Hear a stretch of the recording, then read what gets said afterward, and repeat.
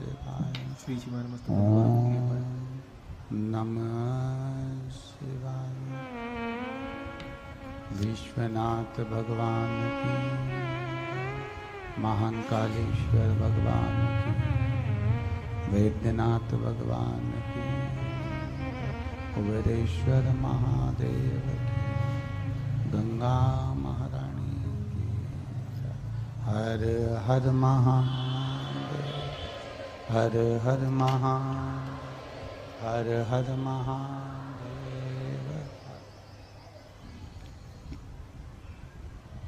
काशी विश्वनाथ, ओगड़दानी, तरकालदर्शी, कैलाशी, अविनाशी भगवान शिव, जिनके पुनीत पावन शिव महापुराण की कथा संपूर्ण विश्व के कल्याण हेतु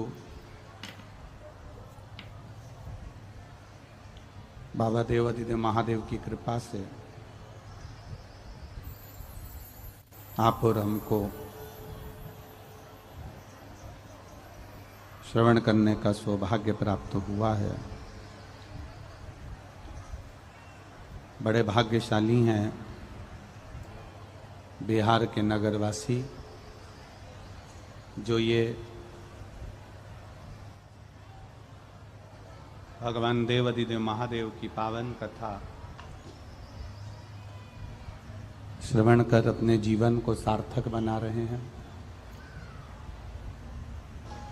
शिव की कृपा होती है, भगवान शंकर की करुणा होती है और उनकी उदारता, उनकी दया होती है, तब कहीं हम भगवान शिव की पावन कथा को श्रवण कर पाते हैं। आवाज बढ़ा दो पीछे की। शिव करुणा करते हैं, शिव कृपा करते हैं, शिव दया करते हैं, शिव की उदारता होती है, तब कहीं यह कथा हमारे जीवन को सार्थक कर पाती है। आवाज नहीं आ रही है। उसकी कृपा, उसकी उदारता, उसकी करुणा, उसकी दया जब तक नहीं होती तब तक हम भक्ति और मुक्ति के साधन को सिद्ध नहीं कर पाते।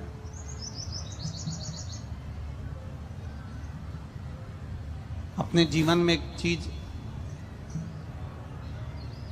धारण करके रखिएगा,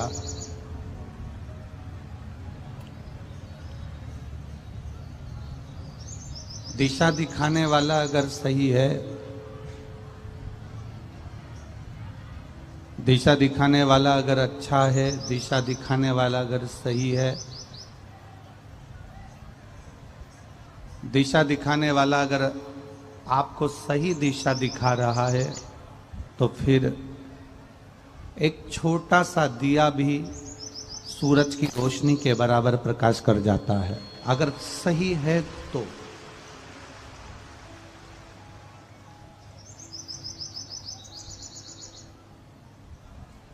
सतमार्ग दिखाने वाला, नेक मार्ग दिखाने वाला, अच्छा दिखाने वाला आपके जीवन को सार्थकता प्रदान कर सकता है, आपके जीवन को एक आनंदता प्रदान कर सकता है।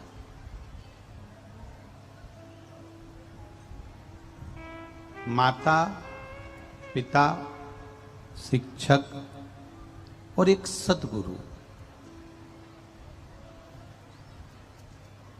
एक माता, एक पिता, एक शिक्षक, एक सद्गुरु एक ऐसे होते हैं जो हमारे मार्ग को निश्चित कर देते हैं।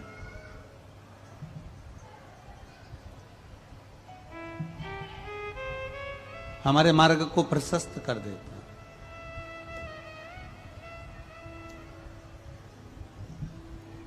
बाल्यावस्था में जिस माता का आशीर्वाद हमको मिलता है, बाल्यावस्था में जिस माँ ने हमको स्तनपान कराया होता है, बाल्यावस्था में जो माँ हमें गोद में खिलाई होती है, बाल्यावस्था में जिस माँ ने हमको लाड लड़ाया होता है वो माँ हमारे मार्ग को प्रशस्त कर देती है। पिता अपने पुत्र को धन देता है, प्रॉपर्टी देता है, जमीन देता है, दुकान देता है, व्यापार देता है, पर पिता अपने पुत्र को ऐसा नहीं कि बीच मझधार में छोड़ देता है। एक पिता भी एक बच्चे के लिए श्रेष्ठ मार्गदर्शक होता है जो अपने बेटे को मंजिल तक पहुंचाने का प्रयास कर देता है।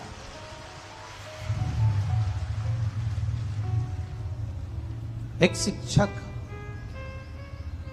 और वो शिक्षक जो निरंतर आपके लिए नर्सरी क्लास से लेकर आप जब तक पढ़ाई करते हो, जिस जगह पर, जिस कॉलेज में, जिस स्कूल में, जिस स्थान पर आप विद्या अध्ययन करते हो, पढ़ाई करते हो, वो आपको हर पल, हर घड़ी, हर क्षण साथ देता है।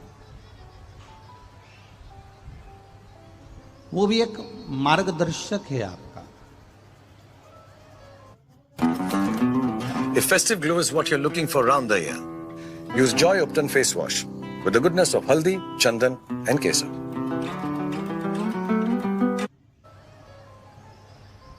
आपके मार्ग को प्रशस्त करने वाला और एक सतगुरु, जिसको तुम्हारे धन से या तुम्हारे वैभव से या तुम्हारी सत्ता से या तुम्हारी दौलत से या तुम्हारी प्रतिष्ठा से या तुम्हारे पास में कितना धन है, कितनी दौलत है, कितना वैभव तुम्हारे पास में है, उस गुरु को तुम्हारी दौलत, सत्ता, वैभव से मतलब नहीं होता। वो तुम्हारे जीवन की मंजिल तक तुम्हें पहुंचाने का प्रयास करता है, और प्रयास ये करता है कि अगर आज जन्म ले लिया तो बार बार जन्म लेना ना पड़े, इस जन्म से भी मुक्ति तुम्हारी है।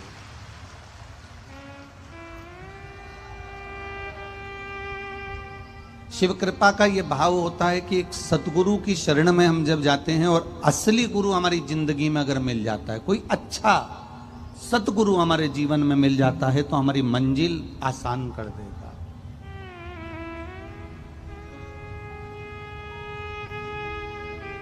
भगवान से प्रार्थना करना, देवघर वाले से निवेदन करना, उनसे विनती करना कि ये तेरी करुणा, ये तेरी कृपा, ये तेरी उदारता है कि आज हम शिव महापुराण की कथा में बैठे हैं और इस कथा को श्रवण कर रहे हैं। ये तेरी कृपा बिना नहीं हो सकता। सोचा नहीं तो भी हमें शिव पुराण की कथा पंडाल में बैठकर सुनने को मिल रही है। ये तेरी उदारता।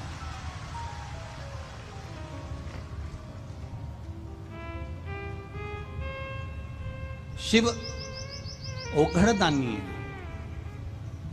मेरा भोलेनाथ, मेरा शंकर, मेरा त्रिकालदर्शी, मेरा कैलाशी, मेरा अविनाशी, मेरा बाबा बैद्यनाथ, मेरा महाकाल राजा, मेरा विश्वनाथ, एक त्रिकालदर्शी। त्रिकालदर्शी का मतलब आज के जमाने में भले लोग कह देते हैं कि ये बाबा त्रिकालदर्शी है, वो बाबा त्रिकालदर्शी है, ये बाबा त्रिकालदर्शी है, वो बाबा त्रिकालदर्शी है, ये 3 आंख वाला है, ये लोगों का जन्म, भविष्य, भूत सब कुछ बता देता है।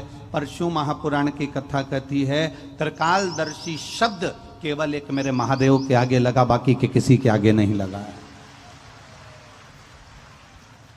त्रिकालदर्शी शब्द का संबोधन केवल एक मेरे देवादिदेव महादेव के सामने लगा है, इसके सिवा किसी के सामने नहीं लगा है।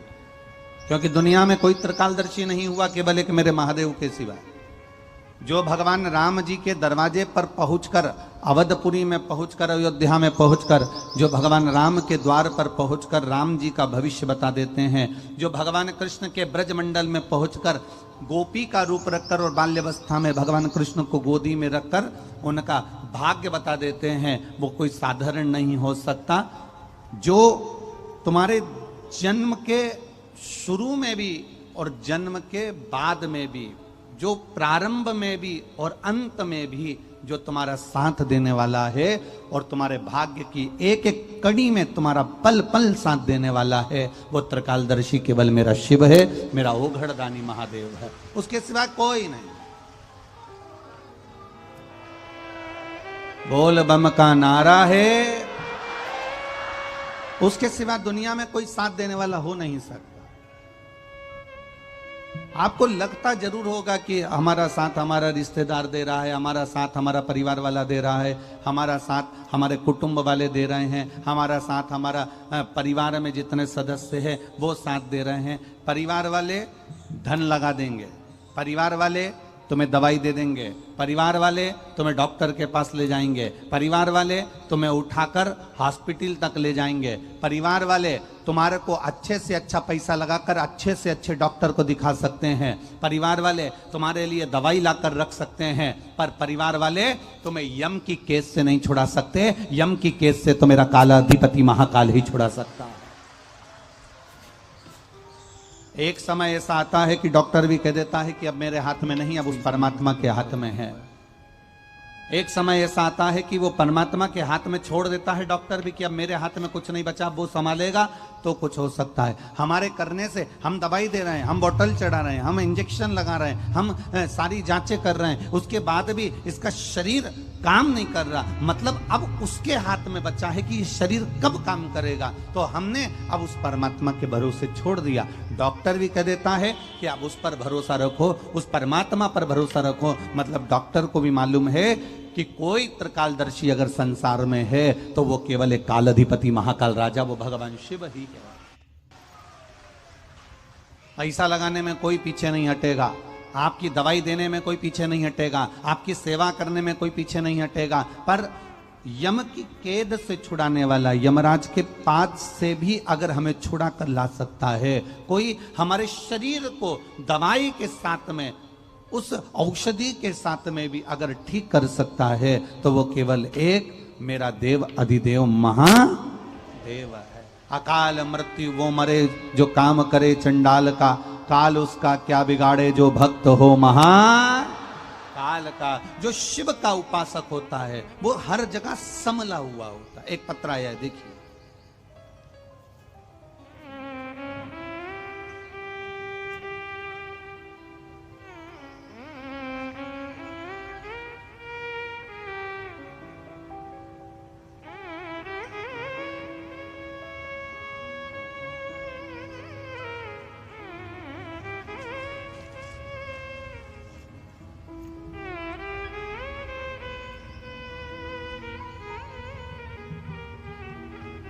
प्रेमलता देवी पिंकी श्री राजेश जी शर्मा मुंगेर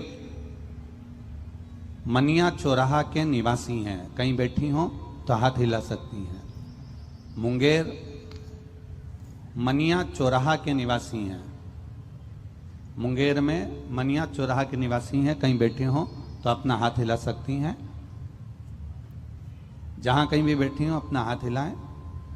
प्रेमलता देवी पिंकी राजेश शर्मा मुंगेर मनिया चौराहा के निवासी। बाबा एक लोटा, गला पकड़ रहा है, एक लोटा जल का क्या महत्व करें। मैं गरीब परिवार की बहू हूं, मेरे 3 बच्चे हैं जिसे मैं सिलाई करके पालन पोषण, मेरे पति का दिमागी हालत ठीक ना होने के कारण घर वाले मुझे और मेरे बच्चों को गलत शब्द बोलते हुए घर से निकाल दिए, पर मेरे ओघड़दानी ने मुझ पर बड़ी कृपा करी। मेरी बेटी भगवान शिव के भजन गाती, स्मरण करती, मंदिर जाती, पूजन करती। हम लोग किराए के मकान में रहते हैं। शिव मंदिर नजदीक में है, वहां पर जाकर भगवान शंकर की भक्ति करते हैं। 2020 में मेरी मौसी की आस्था चैनल पर सीहोर वाले बाबा का कथा आता है 2 बजे, तुम सुना करो।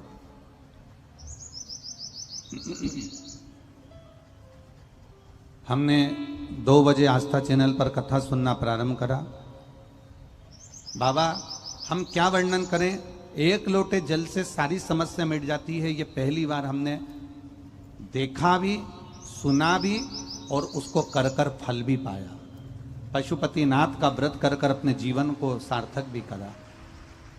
मेरा बेटा जो कई कंपटीशन एग्जाम दे चुका था पर उसका किसी एग्जाम में नहीं हो रहा था, तब 2021 में मेरे बेटा हिम्मत हारा और उसने कहा आखिरी बार एग्जाम दे रहा हूं, उसके बाद नहीं दूंगा। और मेरे बेटे ने कंपटीशन एग्जाम दिया और बाबा की कृपा से मेरे बेटे का इंडियन नेवी में जॉब लग गया। मैं बाबा को यहां प्रणाम करने के लिए आई हूं। गुरुदेव, मेरी बेटी जो कि पढ़ाई में अव्वल है पर उसका भी कहीं जॉब नहीं लग रहा था। बाबा की कृपा का मैं क्या वर्णन करूं गुरुदेव। 2023 में मेरी बेटी का खगड़िया के ब्लॉक में सरकारी अमीन के पद पर ज्वाइनिंग लेटर आ गया और मेरा बेटी भी ज्वाइन कर ली है। यह शिव तत्व है, शंकर की उदारता, शंकर की कृपा, शंकर की करुणा, इसी को कहते हैं। आपका किया गया भजन, विश्वास आपको मंजिल तक लेकर जाता।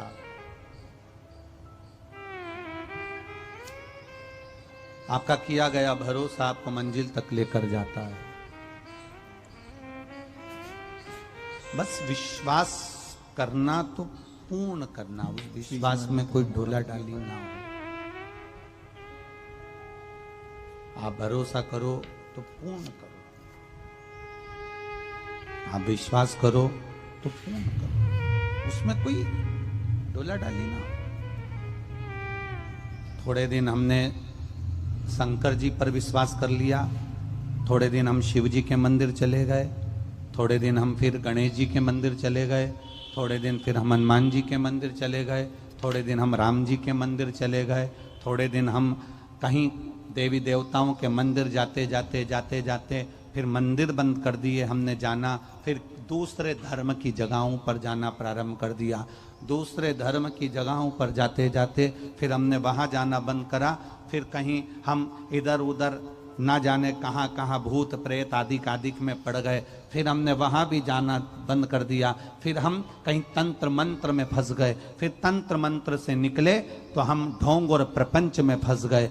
शिव महापुराण की कथा कहती है, अगर आपका भरोसा पक्का है, आपका विश्वास दृढ़ है, आप शंकर को अपना मानते हो तो दुनिया में कभी चोट नहीं खाओगे, आगे बढ़ते हुए मंजिल तक पहुंच जाओगे।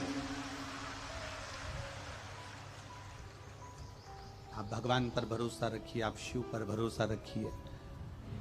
थोड़े दिन यहाँ जप लिया, थोड़े दिन वहाँ जप लिया, थोड़े दिन इनको भज लिया, थोड़े दिन उनको भज लिया। सारे देवी देवताओं को भजने के बाद ना जाने कौन कौन दूसरे दूसरे धर्म में पहुंच गए। दूसरे धर्म से निकले तो तंत्र मंत्र में पहुंच गए, तंत्र मंत्र से निकले तो ढोंग और प्रपंच में पहुंच गए, ढोंग और प्रपंच से निकले तो ना जाने कहां कहां धक्के खाते रहे, पर हम भगवान के नहीं हो पाए।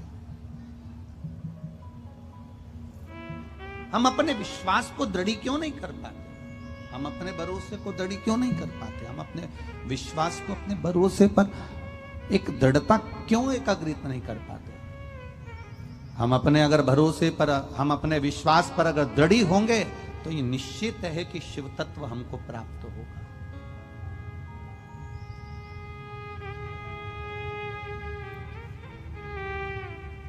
एक शिव तत्व की प्राप्ति का केंद्र बिंदु है शिव महापुराण की कथा।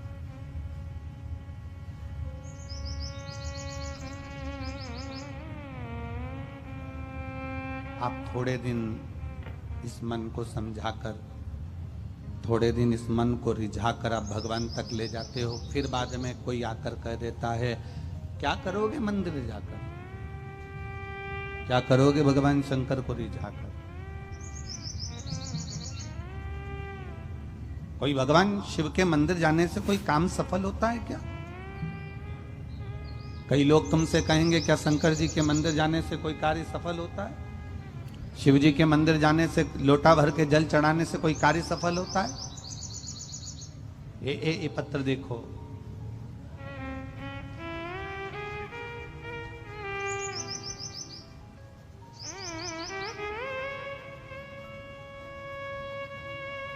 मेरा नाम गीता देवी और पति महेश सिंह, बांका जिला के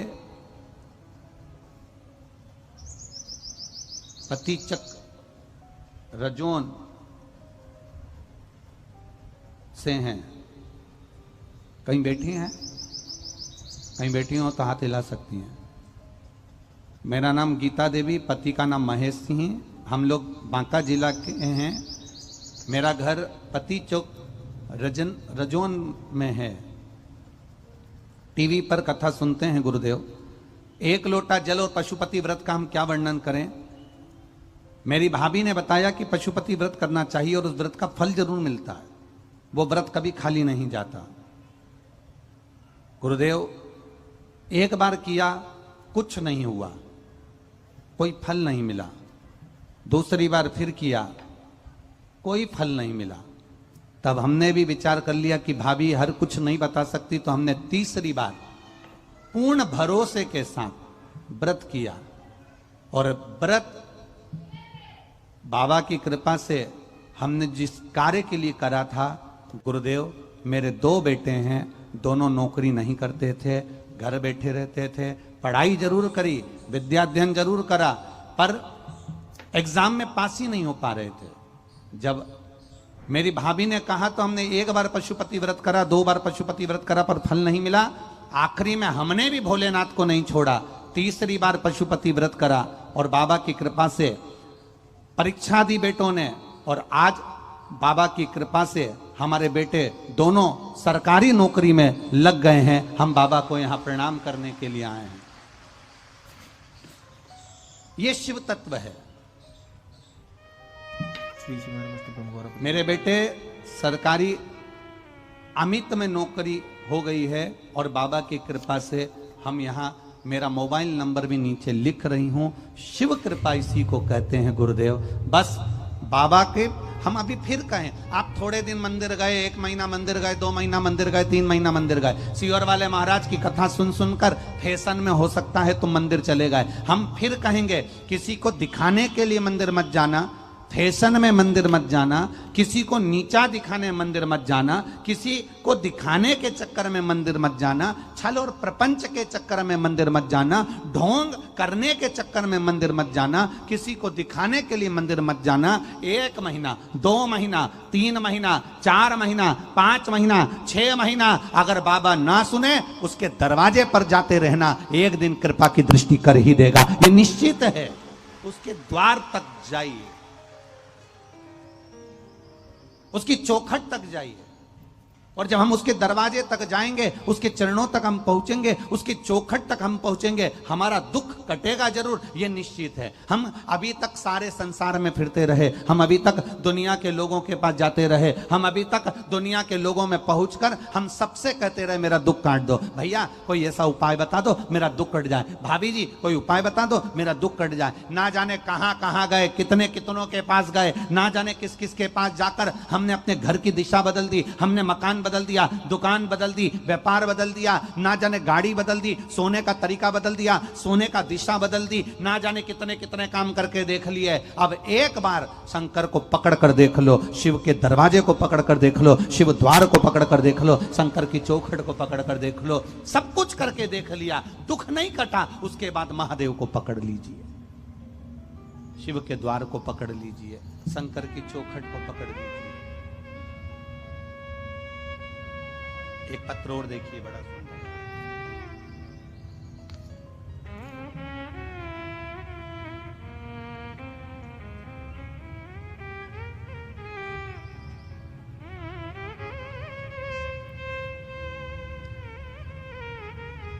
सुषमा राज, ग्राम चौहानडीही, सही बोला है, चौहानडीही, पोस्ट खेरा, जिला जमुई, बिहार। कहीं बैठी हो हाथ हिला सकती हैं, जहां कहीं भी बैठी हो ऐसे दोनों हाथ अपने हिला सकती हैं। मैं सुषमा राज, ग्राम चौहानडीही, पोस्ट खेरा, जिला जमुई, बिहार। दिख गई क्या? पीछे दोनों हाथ ऐसे हिला दो। हाँ ठीक है, दिख गए हो, दोनों हाथ ऐसे हिला दो। मैं गुरुजी 1 लोटे जल का क्या वर्णन करूं, क्या बखान करूं। मेरी बेटी प्रिया 4 साल से कंपटीशन एग्जाम दे रही थी, हर बार 1 या 2 नंबर से रह जाती थी, कभी आधा नंबर, कभी 1 नंबर, कभी 2 नंबर से रह जाए, कभी 3 नंबर से रह जाए। मेरी बेटी अंत में हार सी चुकी थी। तब मैंने बेटी से कहा, तू सरकारी नौकरी के लिए तैयारी कर रही है, एक बार शिव जी के मंदिर जाना चालू कर दे, कंपटीशन एकदम देना चालू कर दे। एक लोटा जल चढ़ाती, शंकर का भजन करती, और मोबाइल पर मेरी बेटी भी रात्रि को सोने से पहले आधा घंटा शिव महापुराण की कथा सुनती। शंकर के प्रति मेरी बेटी का भी विश्वास जाग गया। अब की बार बेटी ने कह दिया, माँ मैं शर्त से कहती हूं मेरे साथ में अब मेरा महादेव चलेगा और मैं अब की बार कंपटीशन एग्जाम में पास होकर बताऊंगी। और गुरुदेव, बेटी ने फिर एक कंपटीशन एग्जाम दिया और बाबा की कृपा से बस पशुपति व्रत करा, शिवजी पर जल चढ़ाया, एक बेलपत्री पर शहद लगाकर शंकर को चढ़ाया, और आज मेरी बेटी मेरिट की लिस्ट में आई और नावदा जिला में राजस्व कर्मचारी के पद पर ट्रेनिंग कर रही है। मेरी बेटी की सरकारी नौकरी लग गई। ये शिव तत्व है, ये शंकर अवघड़ी है। बैठिए बहन, हर हर महादेव, बैठिए। शिव तत्व किसको कहते हैं? शंकर ओघड़ी किसको कहते हैं? शंकर को जिसने पहचान लिया, देवादिदेव महादेव को जिसने जान लिया, शंकर के एक एक अंश को जो जान गया, शिव को जल चढ़ाने के महत्व को जो पहचान गया, शंकर की एक बेलपत्री पर शहद लगाकर उसको लगाने का महत्व जो जान गया। दुनिया के लोग तो हंसेंगे, क्या बेलपत्री पर शहद लगाने से क्या ऐसा हो जाता है? दुनिया के लोग हंसेंगे, क्या एक लोटा जल चढ़ाने से ऐसा हो जाता है? दुनिया के लोग हंसेंगे, क्या शंकर के पास में जाने से कार्य सब अच्छा हो जाता है? दुनिया के लोग हंसते रहेंगे, क्योंकि दुनिया का काम है हंसना, दुनिया का काम है ताना देना, दुनिया का काम है गाली देना, दुनिया का काम है अपशब्द कहना। उनका काम वो कर रहे हैं। आप अपना कर्म करिए, महादेव के मंदिर में जाकर एक लोटा जल चढ़ाना प्रारंभ करिए, वो संभाल लेगा। आप उसकी भक्ति में रमो, आप उसके विश्वास में रमो, आप उसकी श्रद्धा में रमो, आप उसके भावों में रमो। जितना जितना आप उसके भावों में रमते चले जाओगे, जितना आप उसकी भक्ति में रमते चले जाओगे, जितना आप उसके विश्वास पर रमते चले जाओगे, उतना सुख। बस एक विश्वास दृढ़ कर लो अपने भीतर, साधेगा तो महादेव, पार करेगा तो महादेव, जिलाएगा तो महादेव, और मारेगा तो महादेव। उसके सिवाय कोई नहीं कर सकता। बोल बम का नारा है, बाबा एक सहारा।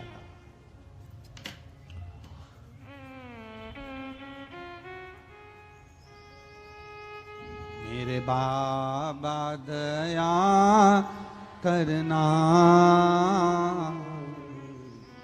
मैं तेरे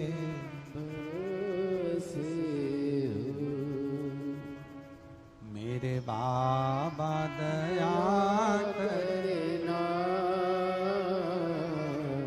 मैं तेरे भरोसे हूँ। ना घर के भरोसे हूँ, ना परिवार के भरोसे ना घर के भरोसे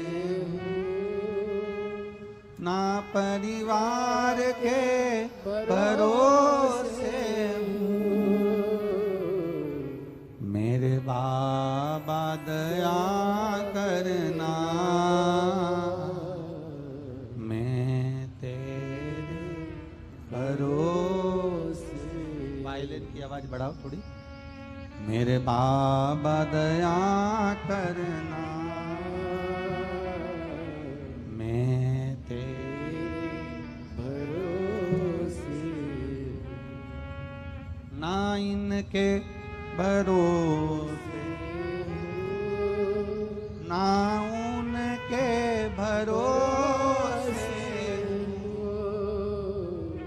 ना इनके भरोसे,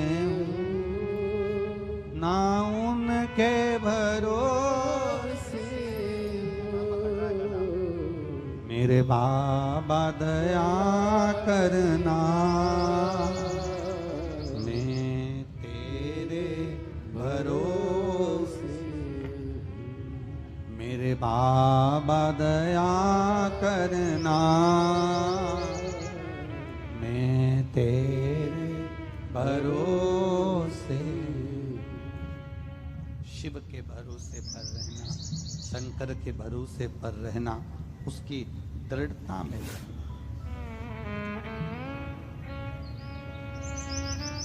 आप जितना जितना भरोसा शिव पर करोगे उतने उसके करीब होते चले जाओ।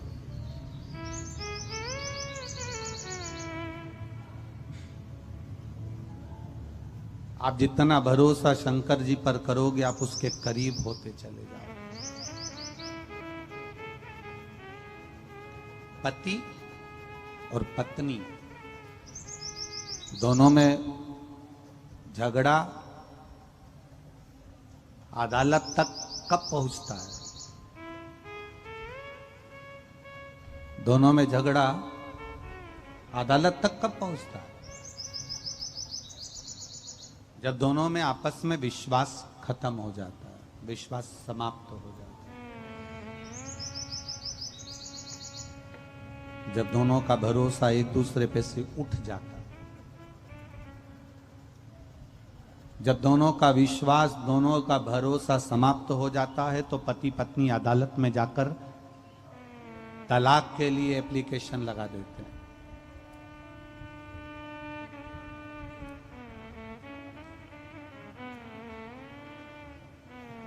पति का पत्नी पर से विश्वास हट गया, पत्नी का पति पर से विश्वास हट गया, तो दोनों अदालत पहुंच गए और तलाक के लिए उन्होंने एप्लीकेशन लगा दी और दोनों झगड़ कर अलग होना चाहते हैं। शिव महापुराण की कथा कहती है, अगर पत्नी पति पर भरोसा रखती और पति पत्नी पर भरोसा रखता, विश्वास रखता, तो ये एक जन्म का विवाह नहीं होता, 7 जन्म तक विवाह निभ जाता। अगर विश्वास पक्का होता तो, अगर भरोसा पक्का होता तो 7 जन्म तक निभ जाता, पर विश्वास खत्म हो गया। इसलिए अदालत में दोनों खड़े हैं तलाक लेने के लिए। आप अपना भरोसा पक्का रखिए, आप अपना विश्वास पक्का रखिए। एक बहुत अच्छा संवाद। एक बुढ़िया बैंक में गई, सबसे ऊंचा बैंक, और बुढ़िया बैंक में गई। बैंक का मैनेजर बाहर निकल कर आया और मैनेजर ने बूढ़ी अम्मा को देखा और बुढ़िया से पूछा, माँ क्या बात है, आप बैंक में क्यों आई हो? बुढ़िया कह रही मुझे पैसे जमा करना है। मैनेजर ने पूछा कितने पैसे जमा करना है? बुढ़िया ने कहा 10 लाख रुपए जमा करना है। मैनेजर ने अपने बाल खुजाए, बताओ दिख तो ऐसी नहीं रही है पर 10 लाख रुपए जमा करना। तो मैनेजर ने पूछ लिया कि बूढ़ी माँ से कि तुम काम क्या करती हो जो तुम्हारे पास में 10 लाख रुपए आ गए? तुम करती क्या हो जो तुम्हारे पास में 10 लाख रुपए आए? बूढ़ी माँ ने कहा मैं शर्त लगाती हूं बस। शर्त लगाने में तू 10 लाख रुपए ले आई? इतनी कमाई है क्या शर्त लगाने में? हाँ, मैं तो बस केवल शर्त लगाती हूं और मेरी कमाई हो जाती है। इतना कमा लिया शर्त लगाने में? हाँ।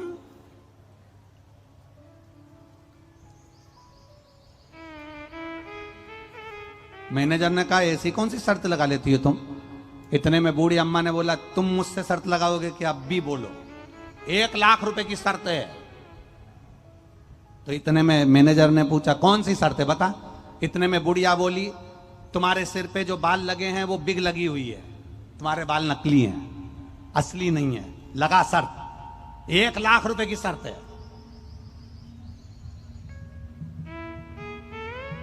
अब मैनेजर ने मन में सोचा, मैं 28-29 साल का, मेरी नौकरी अभी, और मुझे पद भी अच्छा मिला मैनेजर का, मैं बड़े बैंक में हूं, मेरे बाल असली हैं, ये मुझे मालूम है। बुढ़िया कैसे कह सकती कि मैंने बिग लगाई?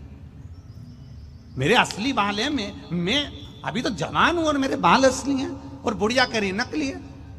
तो बुढ़िया ने कहा लगा शर्त, मैं कह रही हूं तेरे बाल बिग लगे हैं, तेरे बाल नकली हैं, और मैनेजर मन में सोच रहा मैं जवान, मेरे बाल असली, और ये कह रही है कि नकली है। तू तो लगाना शर्त, तेरे बाल नकली है। इतने में मैनेजर ने भी सोच लिया, चल अभी तक दुनिया को तूने बेवकूफ बनाया होगा, पर आज तुझे बैंक का मैनेजर मिला, लगा शर्त। बुढ़िया ने लगा शर्त। मैनेजर ने कहा सिद्ध कब करोगी? बुढ़िया कहने लगी मैं कल मेरे वकील को लेकर आऊंगी और वकील के सामने सिद्ध करूंगी कि तेरे बाल बिग लगा है, नकली है, और मैं जो कह रही हूं मैं जीत के बताऊंगी। इतने में मैनेजर ने भी कह दिया मेरे बाल असली हैं, मैं भी जीत कर बताऊंगा। अब बैंक का मैनेजर घर चले गया, उसको रात भर नींद नहीं आई कि बुढ़िया मेरे बाल को कह रही है कि बिग लगाए हो, नक, और बैंक का मैनेजर रात भर सोच रहा है कि मेरे असली बाल हैं और ये नकली कह रही है। बुढ़िया सवेरे सवेरे बैंक में पहुंच गई और बुढ़िया बैंक में गई और बैंक में वकील को साथ में ले गई और वकील को खड़ा कर दिया। इतने में बुढ़िया ने तुरंत मैनेजर से कहा मैनेजर तुम्हारे बाल बिग लगी है, तुम्हारे बाल नकली हैं। इतने में मैनेजर कहता है मेरे बाल असली हैं, ये वकील खड़ा है सामने। बुढ़िया कहने लगी ये वकील खड़ा है सामने, तुम्हारे बाल बिग लगे हैं, तुम्हारे बाल नकली हैं। मैनेजर कहता है बैंक का मेरे बाल देखो, मैं नोच कर बताता हूं मेरे बाल असली हैं। इतने में बुढ़िया ने कहा नहीं, हम तुम्हारी बात को स्वीकार नहीं कर सकते, मैं अपने हाथों से तुम्हारे बाल खींच कर देखूंगी, नोच कर देखूंगी। इतने में क्यों वकील साहब, प्रूफ करने के लिए खींच कर देखना पड़ेगा, नोच कर देखना पड़ेगा। वकील ने कहा नोच लो। अब मैनेजर ने कहा आ जाओ, आओ अंदर आओ केबिन में और नोचो मेरे बाल। और बुढ़िया ने बैंक के मैनेजर के बाल नोचे, खींचे और खींचे। बुढ़िया बाल नोच रही थी, खींच रही थी और वकील अपना सिर दीवार से भड़क रहा था।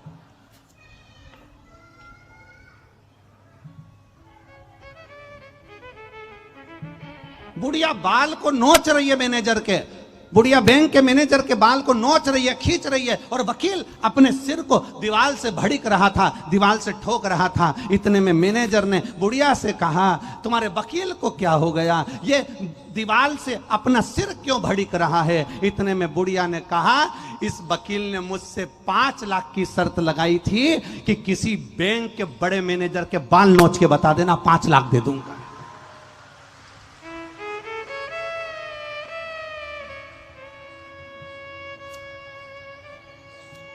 पांच लाख वकील से लिए, 1 लाख मैनेजर को दिए, 4 लाख खुद ने रख लिया। शर्त लगाती हूं मैं, श्रीमानमस्तकं गौरपति के ऊपर शर्त लगा।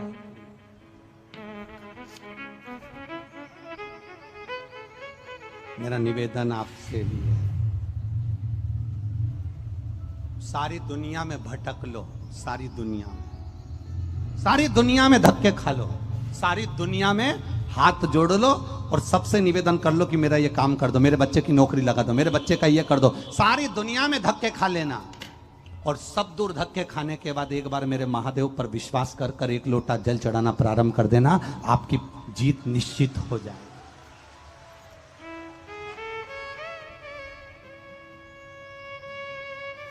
अरे देख लिया संसार हमने, देख लिया सब मतलब के यार हमने देख लिया। झूठे नाते झूठे रिश्ते, झूठे नाते झूठे रिश्ते, अरे झूठा है संसार हमने देख लिया। सब मतलब के यार हमने देख लिया, संसार हमने देख लिया। सब मतलब के यार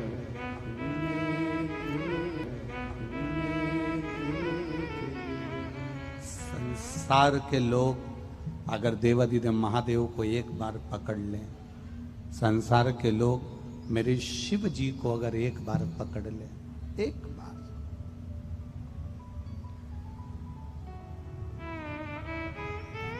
छूने में और छेड़ने में बहुत अंतर है। बोलो जरा जम के, किस किस चीज में अंतर है? जम के बोलो, छूने में और छेड़ने में जमीन आसमान का अंतर है। हम जब परमात्मा को छूते हैं, हम जब माता पिता के चरण को छूते हैं, हम जब गुरुजन के चरण को छूते हैं तो हमको आशीर्वाद मिलता है। और हम जब किसी को छेड़ते हैं तो आशीर्वाद नहीं, जूता मिलता है, चप्पल मिलती है। छूने में और छेड़ने में जमीन आसमान का अंतर है। हमारा शिव पुराण कहता है, शिव महापुराण की कथा कहती है, हम जब केवल छूते हैं, परमात्मा के शिवलिंग का स्पर्श किया, जलाधारी का स्पर्श किया, उसकी चौखट का स्पर्श किया, उसके दरवाजे का स्पर्श किया, उसके द्वार का स्पर्श किया, उसकी चौखट का स्पर्श किया, उसके दरवाजे का स्पर्श किया, उसकी चौखट का स्पर्श किया, उसके दरवाजे के चौखट का, नंदी का, उसके चरणारविंद का जब हमने स्पर्श किया, उसको छुआ, तो छूने पर हमको आशीर्वाद मिलता है और कुछ प्राप्त नहीं होता। और अगर एक बार परमात्मा के चरण छूने पर आशीर्वाद मिल जाता है तो हमारा जीवन अपने आप सार्थक होता चले जाता है, धन्य होता चले जाता है।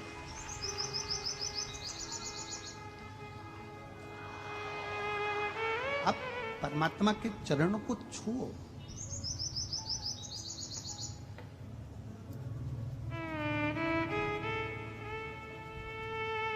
पूरी जिंदगी, पूरा जीवन, पूरी जिंदगी, पूरा जीवन हमने, पूरी जिंदगी, पूरा जीवन हमने इस शरीर को साबुन से धोया, इत्र लगाया, साबुन से धोकर इत्र लगाया, खूब इत्र लगाया, खूब धोया, खूब इत्र लगाया, खूब धोया। पर ईमानदारी से बोलना, मरने के बाद तुम कितना भी इत्र लगाकर भले मर गए हो, चाहे तुम कितना भी साबुन से शरीर धो धोकर मर गए हो, पर इत्र लगा शरीर में जब आखिरी में जलता है और जलने के बाद जो राख बनती है, क्या उस राख से इत्र की खुशबू आती है? बोलो बोलो जम के, नहीं आती।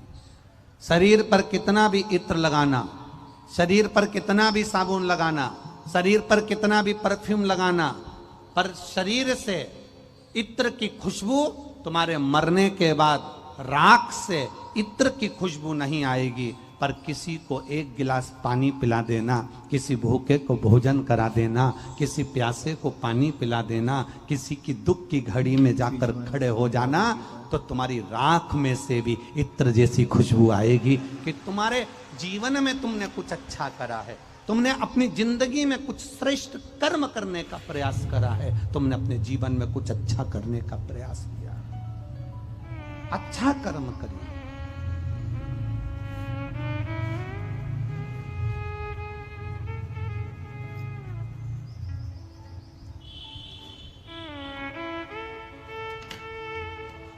हम अच्छे कर्म की ओर अग्रणी हो।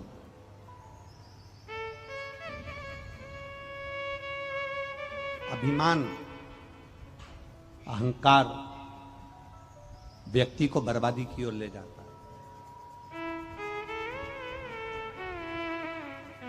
हम जब अभिमान से दूर होते हैं, हम जब अहंकार से दूर होते हैं, तब परमात्मा के करीब होते चले जाते हैं। एक पत्र आया है, देखिए, उसमें लिखा,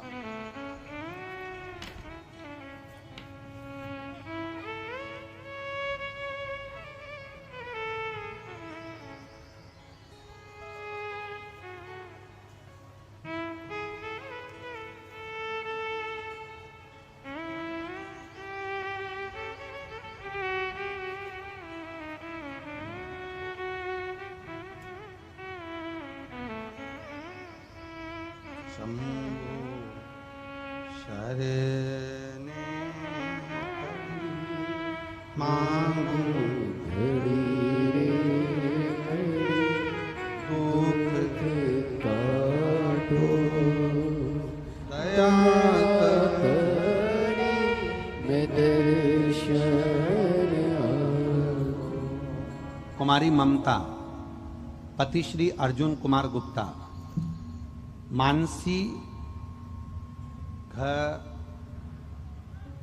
मानसी घरारी खगड़िया।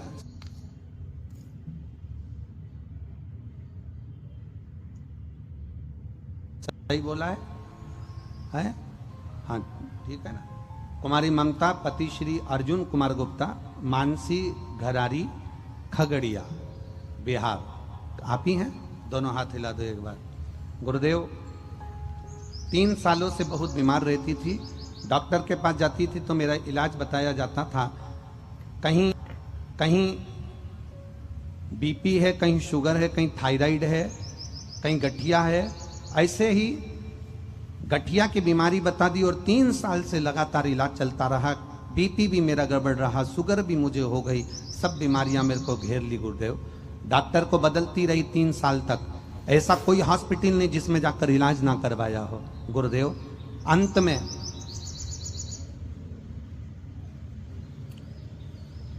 किसी को मंदिर जाते देखा और मंदिर जाते हुए उसने बताया कि शंकर भगवान पर जल चढ़ाकर उसको पीने का जो लाभ बताया आपकी शिव पुराण से सुना था। बस शिव जी पर जल चढ़ाती, उसको पीती, बेलपत्र चढ़ाकर उसको खाती। 1 लोटे जल का मैं क्या वर्णन करूं गुरुदेव। आज बाबा की कृपा से मेरी गठिया की बीमारी, आज बाबा की कृपा से मेरी बीपी की बीमारी, आज बाबा की कृपा से मेरी शुगर की बीमारी समाप्त हुई है और मेरी दवाई बंद हो गई है। मैं बाबा को यहाँ प्रणाम करने आया। अब ठीक है बाबू, आप बैठिए। हाथ पैर में अब जकड़न तो नहीं गठिया की? ठीक, बैठिए। श्री शिवाय। शंभु है ये, शिव।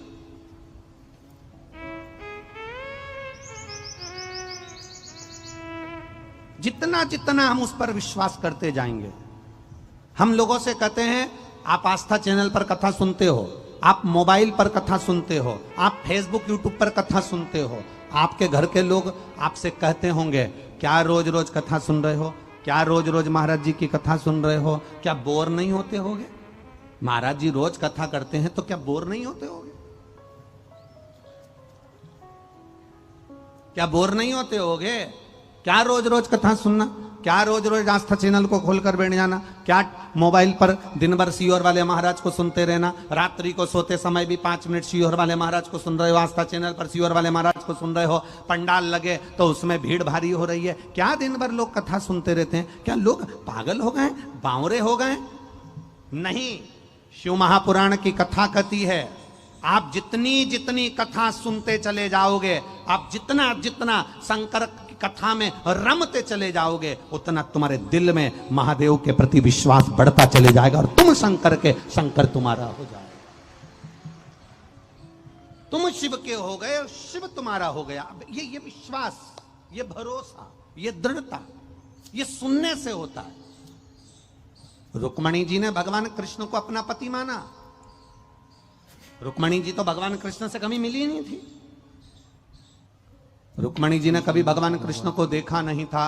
रुक्मणी जी ने कभी भगवान कृष्ण का दर्शन नहीं किया था। रुक्मणी जी कभी भगवान कृष्ण से मिली नहीं थी। रुक्मणी जी कभी द्वारका में जाकर भगवान कृष्ण का दर्शन नहीं करी थी। फिर रुक्मणी जी के मन में भगवान कृष्ण के प्रति इतना प्रेम, इतना भाव कैसे जाग गया? क्योंकि रुक्मणी जी जब जब अपने पिता के साथ में राजा भीष्मक के पास में सिंहासन पर बैठती थी और लोग जब राजा भीष्मक के पास आते थे तो भगवान कृष्ण का गुणगान गाते थे। कृष्ण ऐसे हैं, कृष्ण ऐसे हैं, कृष्ण ने ये किया, कृष्ण ने वो किया। रुक्मणी जी के दिल में कृष्ण के प्रति भाव जागृत होता चले जाता था, भाव जागृत होता चले जाता था। रुक्मणी जी के हृदय में भगवान कृष्ण के प्रति विश्वास केवल सुन सुनकर इतना जाग गया कि रुक्मणी कृष्ण की हो गई और कृष्ण रुक्मणी के हो गए। आखिरी में भगवान को रुक्मणी को लेने जाना पड़ा।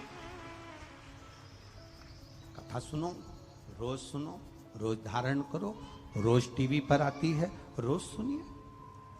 शिव उनके हृदय में, और उनके हृदय में अगर आकर बैठ गए मेरे भोलेनाथ, तो फिर दुनिया का सारा दुख अपने आप कट गया। शंकर आपकी चित्त वृत्ति में बैठ गया, फिर हो गया।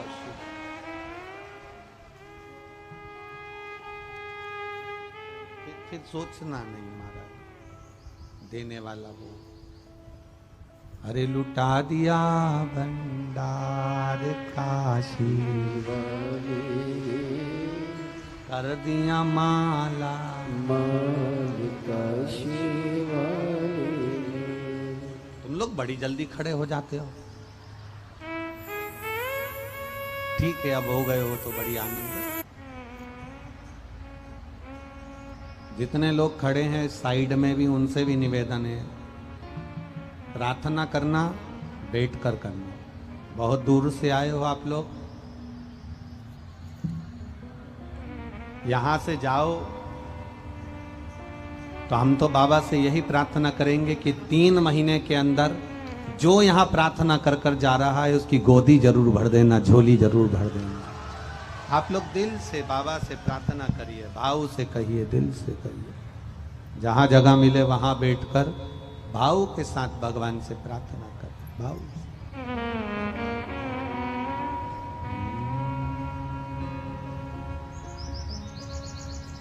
श्री शिवाय नमस्तु। श्री शिवाय नमस्तु। श्री शिवाय नमस्तु। श्री शिवाय नमस्तु। श्री शिवाय नमस्तु।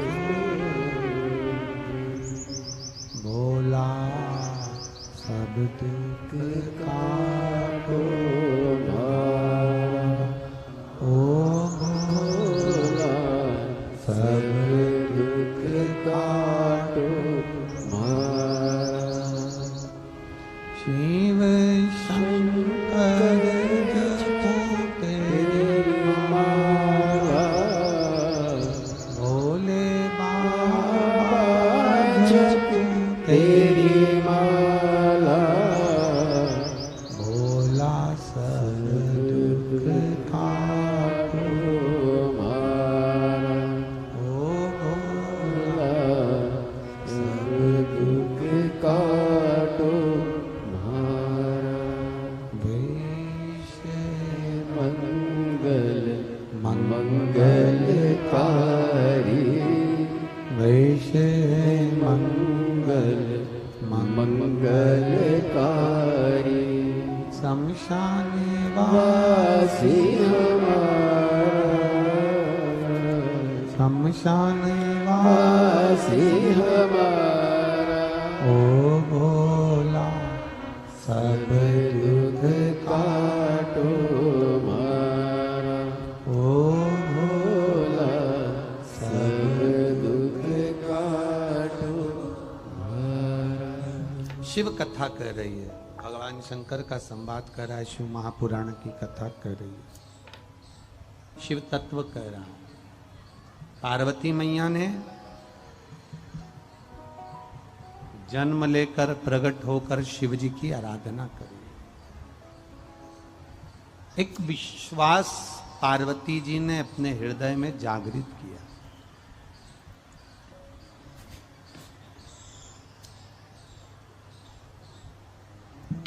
जब पार्वती जी ने अपने भीतर यह विश्वास जगा लिया कि मैं महादेव को अपना बनाऊंगी, पक्का भरोसा, पक्की दृढ़ता,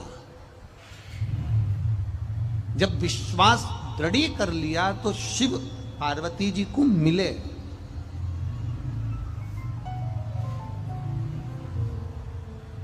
ऐसा नहीं कि भगवान भोलेनाथ पार्वती जी को नहीं मिले। जब विश्वास पक्का हो जाता है, दृढ़ हो जाता है, भरोसा पक्का हो जाता है, विश्वास अगर आपका पक्का हो गया, भरोसा यदि आपका पक्का हो गया, दृढ़ता यदि पक्की हो गई, तो शिव को मिलने में देरी नहीं लगेगी।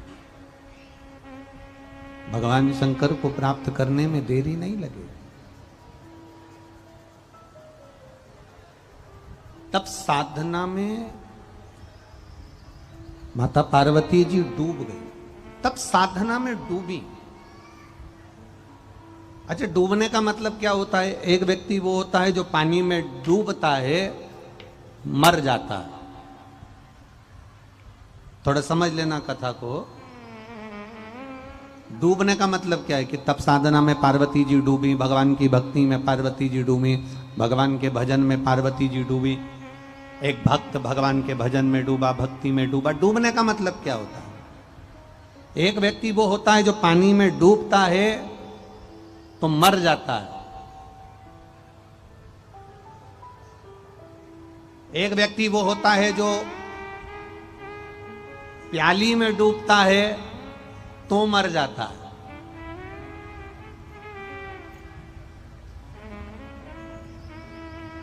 एक व्यक्ति वो होता है जो अहंकार में डूबता है तो मर जाता है।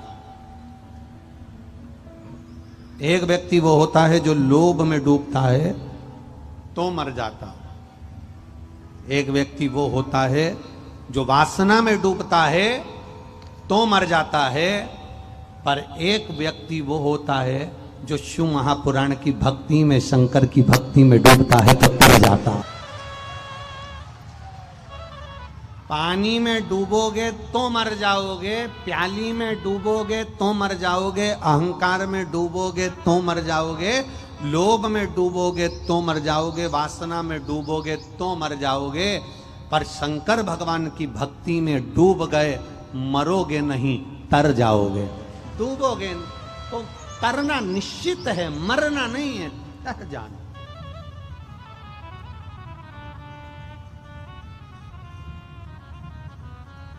एक पत्र आया है, देखिए।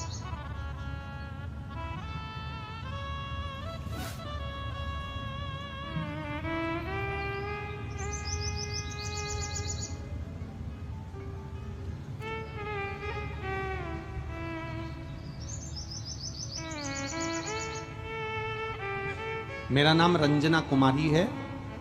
मैं बिहार के पटना में रहती हूँ। मेरे पति का नाम शंकर सिंह है। मैं पटना से यहाँ कथा सुनने के लिए आई हूँ। कहीं बैठी हो तो हाथ हिलाइएगा। कहीं बैठी हो? आप ही हैं? हाँ, तो ऐसे हाथ हिला दो बहन। हाँ जी, हाँ ऐसे हाथ हिला दो एक बार वापिस। ठीक है। मेरा नाम रंजना कुमारी है। मैं बिहार पटना की रहने वाली हूँ। पति का नाम शंकर सिंह है। गुरुदेव, बाबा का क्या वर्णन करूँ गुरुदेव। पति को 2010 से, कौन सा सन? 2010 से मुंह में, जीभ में तकलीफ हो गई, जिसका इलाज चलते चलते 2010 से चलते चलते इलाज 2022 तक 12 साल वो जो जीभ में तकलीफ हुई उसका इलाज चलता रहा। डॉक्टरों का कहना था ये बड़ी मुश्किल से ठीक होने वाले रोग हैं, मुश्किल है कि ठीक हो। गुरुदेव, 2010 से डॉक्टरों का इलाज कराते कराते, सब कोई डॉक्टर नहीं, दिल्ली हो, मुंबई हो, पटना हो, कोई डॉक्टर नहीं जिसका इलाज ना करवाया। सबका इलाज करवाया, आराम नहीं लगा। तब एक छोटी सी क्लिप मोबाइल पर आ गई जिसमें आप कथा कह रहे थे। उस कथा को मोबाइल पर श्रवण करा और सर्च करा, आपकी कथा निकाली, उसको सुनना प्रारंभ करा। 2022 12 साल के बाद जब आपकी क्लिप थोड़ी सी मोबाइल पर सुनी और उस कथा को निकाला, और कथा को निकालकर जब पूरा सुना, आपने प्रत्येक कथा में एक ही बात कही, एक लोटा जल शिव जी को चढ़ाओ, चढ़ा हुआ जल